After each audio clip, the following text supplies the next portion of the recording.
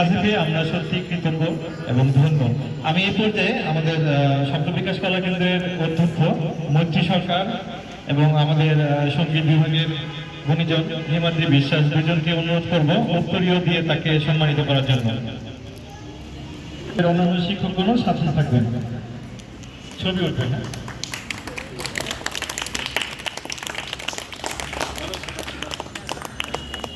আচ্ছা, আবারও তাদেরকে ক্রেস্ট দিয়ে তাকে আমাদের একজেক্টিভ যে ক্রেস্ট তাকে আমরা ওইভাবে দিতে পারিনি, আজকে তাকে আমরা সম্মানিত করছি। সবাই জোরে হাততালি হবে। আর উনি একজন সাংবাদিক এবং ওনার দীর্ঘ জীবন, দীর্ঘ পথ পরিক্রমা করে উনি শিল্প সত্তা নিয়ে এগিয়ে আছে একজন মানুষ। কাজেই ওনাকে আমরা একটু সামান্য আমাদের ক্ষুদ্রতম পরিসরে সম্বর্ধনা। স্বপ্ন বিকাশ কলা কেন্দ্রের সম্মানিত সভাপতি মৈত্রী সরকার এবং সাধারণ সম্পাদক অমিত সরকার আছেন, আমাদের হাওয়াই মিটার এর শিক্ষক আনোয়ার হোসেন। কিছু কথা আমি তুলে ধরতে চাই। শুদ্ধ সংস্কৃতির আলোকবর্তিকা স্বপ্ন বিকাশ কলা কেন্দ্র। সংস্কৃতির স্নিগ্ধতায় সিক্ত হোক সবাই, এই শাশ্বত আদর্শকে ধারণ করে 2012 সালের 3 মে যে আলোর যাত্রা শুরু হয়েছিল তার নাম স্বপ্ন বিকাশ কলা কেন্দ্র।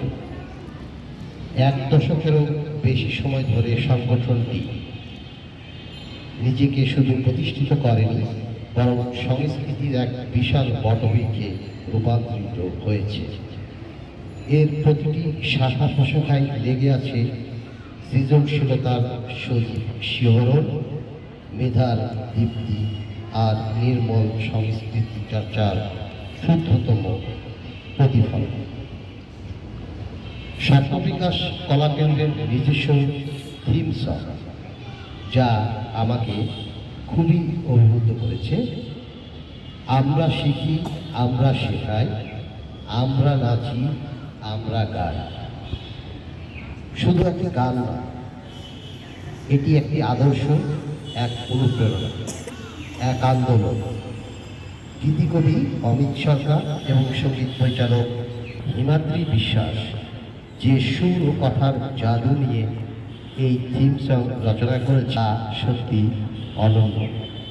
এই সংগঠনের দীর্ঘ পথ চলা কোনো কুসুমাস্তীর্ণ পথ ছিল না। সীমিত সম্পদ, নানা প্রতিবন্ধকতা এবং শিল্প সংস্কৃতির প্রতি সমাজের উপেক্ষা, এসবের বিরুদ্ধে লড়াই করে স্বপ্ন বিকাশ কলা কেন্দ্র আজ এই অবস্থানে এসেছে। একটি সাংস্কৃতিক সংগঠনকে টিকিয়ে রাখা, তাও বেসরকারিভাবে, 1 যুগের বেশি সময় ধরে, এই জন্য এক অসম্ভবকে সম্ভব করার গল্প। কিন্তু আজও এই সংগঠনের কোনো স্থায়ী ঠিকানা নেই। এটি শুধু স্বপ্ন বিকাশ কলা কেন্দ্রের সংকট নয়, বরং এটি আমাদের রাষ্ট্রের দায়বদ্ধতাকে সামনে তুলে ধরে। আমরা এক অদ্ভুত সময়ের মধ্যে বাস করছি, যেখানে কেবল ভোগবাদী বিনোদনকে শিল্প সংস্কৃতির মোড়কে পরিবেশন করা হচ্ছে, অথচ সত্যিকারের শুদ্ধ সংস্কৃতি চর্চাকে পৃষ্ঠপোষকতা দেওয়া তো দূরের কথা, বরং তা ক্রমাগত অবহেলিত হচ্ছে। সংস্কৃতির যে বিকাশ, সেটি তো এক জাতিকে মহান করে তোলে, আত্মপরিচয়ে গৌরব এনে দেয়। এই দায়িত্বটি কেবল কিছু নিবেদিত প্রাণ মানুষের উপরই থাকবে?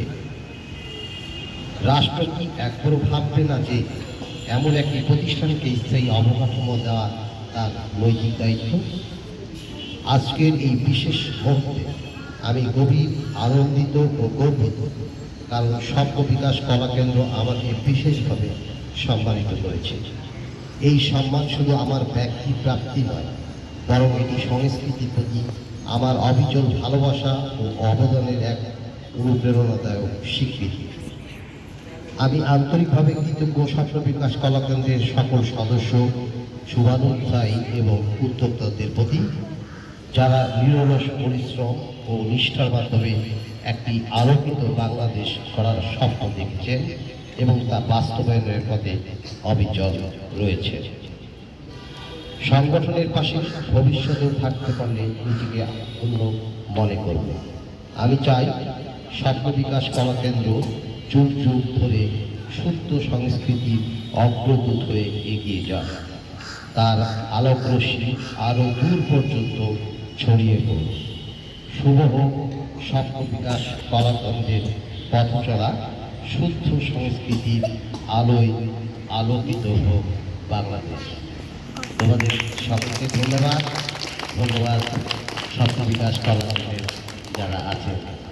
গুণীজন আমাদের মাঝে এসে আমাদেরকে উৎসাহিত করবার জন্য ওনাকে আজকে কাছে পেয়ে আমরা সত্যি কৃতজ্ঞ এবং ধন্য।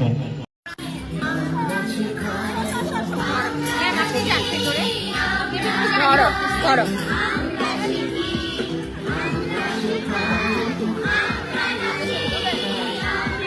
এটা ভিডিও